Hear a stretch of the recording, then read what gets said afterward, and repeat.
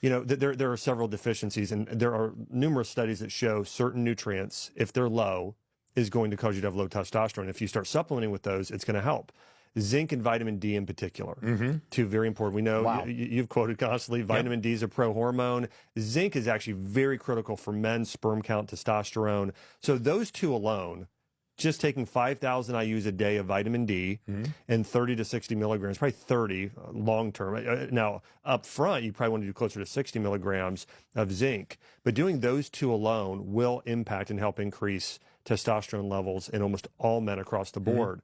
From a supplementation standpoint, if you're an older man, I really like ginseng, Panax ginseng. I also really like, there's tribulus. We know that's been used for years for this.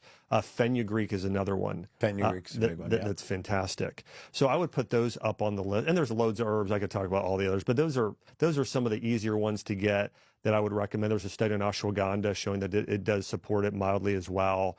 And then weight training. You know, go and just lift some weights. That helps boost your testosterone levels. And then from the things you don't want, and then spending more time outdoors, getting sunlight early in the morning, getting outdoors, that's also going to help.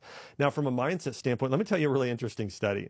There was a study done on testosterone in men related to their mindset. And so here's what they looked at.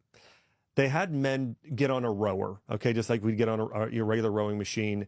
And they told, and they had men row as fast as they could. One of the groups, at the end, they said, you lost. Another group of men, they said, you won. Now, there's a third group, and I don't know the exact details of this part of the study, but another group, when the interview process, whether they won or lost, they actually just believed they were winners. They had this internal self-confidence. The men who lost had, I believe it's 5 to 7% lower level of testosterone. Wow.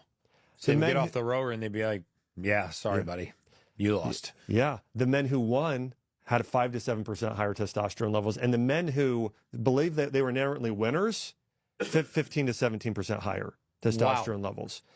And I think this goes to show, and this could be a broader conversation about culture, making men feel guilty for being masculine, being men. Right. But it's very important that men feel like they're men.